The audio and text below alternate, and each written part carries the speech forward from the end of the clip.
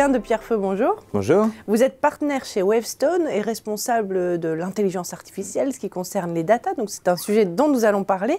Alors où est-ce qu'on en est concrètement en France aujourd'hui? Quel est l'état des lieux des entreprises dans ces domaines-là? Alors aujourd'hui, c'est assez paradoxal parce que tout le monde en parle de la data, de l'IA. La plupart des entreprises l'ont mis dans leur plan stratégique ou dans leurs ambitions premières. Et en réalité, quand on se met du côté du client ou du côté de l'observation des entreprises, on ne voit pas de vrai saut de performance, on ne voit pas de vraie évolution dans les offres. Et donc on s'est demandé un peu qu'est-ce qui se passait, d'où cette étude qu'on a menée avec LSA, l'usine Nouvelle et l'Argus de l'assurance pour regarder un peu en profondeur où on en était réellement. Ce qu'on constate, c'est qu'on a un secteur de l'assurance qui est assez sûr de lui, qui croit être assez avancé sur la valorisation des données, voire plutôt en avance. La réalité, quand on se met du côté du client de l'assurance, est potentiellement un peu différente.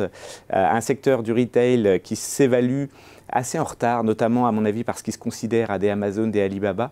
Et effectivement, il a du mal à assurer cette course. Et puis un secteur de l'industrie qui s'auto-évalue plutôt bien en disant qu'ils ont du mal, qu'ils sont en retard, notamment parce qu'ils ont du mal à accéder à une donnée de qualité. Donc tout ça à regarder permet de voir qu'effectivement il y a des avancées différentes, mais la réalité c'est qu'on est toujours un peu dans une IA, une valorisation de la donnée un peu paillette.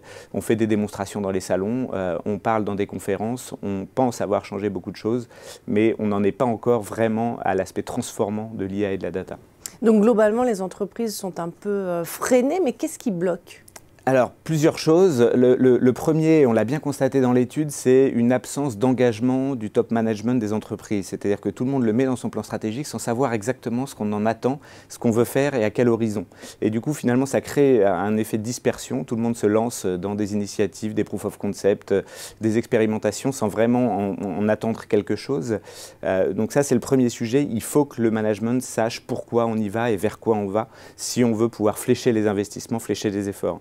La deuxième raison, c'est qu'on travaille souvent un peu sans réussir à mettre ensemble les trois piliers clés de ces projets, qui sont le métier, le système d'information et la data science. Donc on pense que la data science va tout résoudre tout seul, elle ne peut pas. Et donc il faut bien associer ces trois compétences pour réussir à délivrer des choses et surtout à industrialiser, parce qu'aujourd'hui on s'arrête souvent au proof of concept et on n'arrive pas à généraliser, à passer à l'échelle. Et la troisième raison, c'est une raison RH. On prétend effectivement que l'intelligence artificielle ne va pas changer drastiquement l'emploi dans l'entreprise, que globalement on va accompagner et augmenter les collaborateurs et pas les remplacer. Je pense que c'est vrai et que ce sera vrai dans les prochaines années. Par contre, pour le faire, il faut vraiment assurer un plan de transformation, un plan de formation pour les collaborateurs pour qu'ils apprennent à utiliser ce nouvel ami. Alors justement, vers où va-t-on concrètement? Vous l'évoquiez à l'instant. Qu'est-ce que l'IA va changer fondamentalement demain? Alors beaucoup de choses, c'est vrai que pour le coup, ce n'est pas juste un buzz, c'est un vrai sujet transformant et il faut que les entreprises se l'approprient. Ce que ça va changer, c'est beaucoup de choses sur la performance opérationnelle et ça, on peut le faire tout de suite. Il y a beaucoup de process qui sont aujourd'hui pas optimisés et qu'on peut améliorer grâce à la valorisation de la donnée, grâce à l'intelligence artificielle. La deuxième chose qui est complètement sous-estimée, c'est l'expérience client. Aujourd'hui, les clients ne sentent pas de changement, sont assez frustrés la plupart du temps des services des grandes entreprises.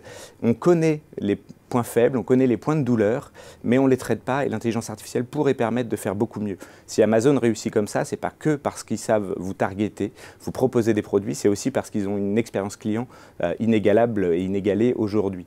Et le troisième sujet, c'est le prédictif, et donc tout ce qui permet finalement, grâce au machine learning et à l'apprentissage, de prévoir les ventes, de prévoir là où il faut acheminer des produits, de mieux gérer sa supply chain et finalement d'être capable d'anticiper presque les besoins des clients. Merci Guylain de Pierrefeu. Je vous en prie.